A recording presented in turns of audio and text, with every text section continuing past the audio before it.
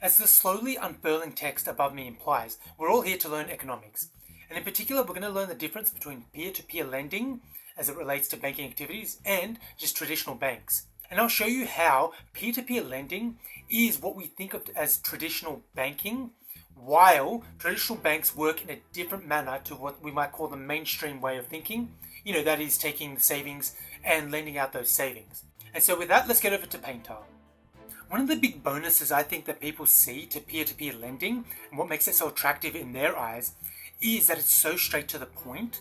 For example, here we have you and you have cash, you have your savings, money you haven't spent. Here you have the service and you use the service to lend that money out directly to either one person or more than likely a group of people. And so your money is then being put to work. As part of that, you'll earn some sort of interest for lending out that money to other people who presumably did not have the money. And so the reason you're getting this percentage return is that people are presumably using your money for something productive, or they're using it to pay off debts and they're going to get extra money, and that money then will go over to you.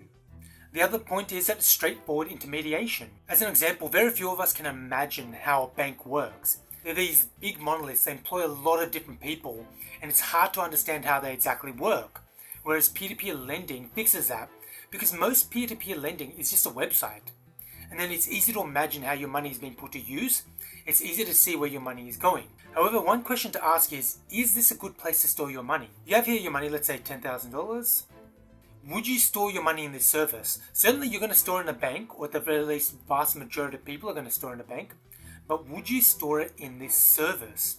And the ancillary question to that, of course, is the follow-up: how safe is it? Now, this is where it's very useful to read the terms and conditions. Because in the terms and conditions, it says for the vast majority of peer-to-peer lending services, there's about a 10% chance of getting your money back if someone or a group of people default on their money that you then lent them. They will hire a debt recovery agency, but even with that, there's only about a 10% chance that you'll get your money back.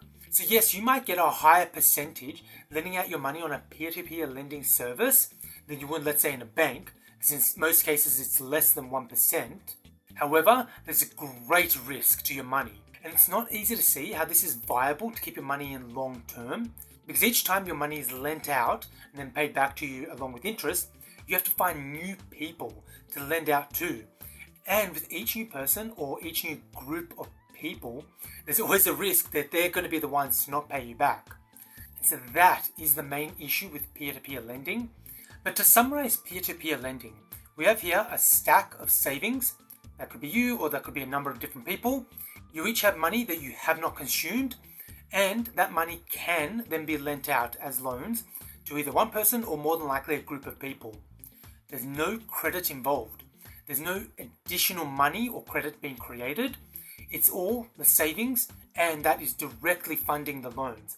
And that's ultimately why it's so dangerous.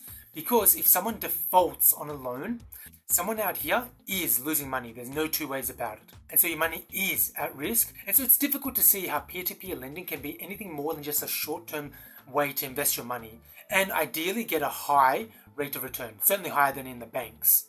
But I want to go into this part about no credit, and I want to talk about banks. So I want to talk about banks and I want to talk about credit. So the traditional story about savings financing loans is simply not the case with banks. Banks issue loans first, and let's say you're a business, just to make this easy. That loan is credit. That's over and above the money that exists in the economy. And that loan becomes a deposit. That is your deposit as an asset, and you have a loan as a liability, a loan that you will pay back, that will eventually pay this back, and later on, this bank will then look for reserves. And this is where the banking system and the RBA come into play. So the point is the private sector creates its own credit that we all need to then grow the economy. There's more people, there's more stuff, there's more categories of things to purchase, and so we want there to be more money. We don't want the price level to drop, and we obviously don't want the price level to go up too high, and this is what loans do. This is why banks are not quite as risky. If I have my money as a deposit, if this is you, you have your money as a deposit in a bank. If someone else fails, if a business fails somewhere out there in the economy, that does not affect my deposit. That's the point. No one's deposit actually is affected. The banks are large enough and they're sophisticated enough that they make enough loans and they know how to manage risk so that if one person fails, the business idea simply was never meant to be, and they have to then default on that loan. They cannot pay that loan back. All of our collective deposits do not go down. This is what the banks manage. And this is one reason why they're allowed to make loans. They're allowed to create extra credit that did not exist before. Before this loan, this credit did not exist. And before that, this deposit did not exist. You could only get that deposit because the bank created the loan. And the money supply for all of us can increase, and we can all get access to extra money because of this extra credit. Let's say someone owes you money. If they then get a loan that's then created with credit by a bank, they can then pay you back, and you then get access to the deposit. But absent that loan, you could not get paid back. And that's the point of the banking system. And that is why the vast majority of us invest our money in banks. And it's why up to $250,000 in Australia is guaranteed by the federal government in the bank. And so if a bank goes down, up to $250,000 of your money is going to be paid back to you. It's safe, it's guaranteed.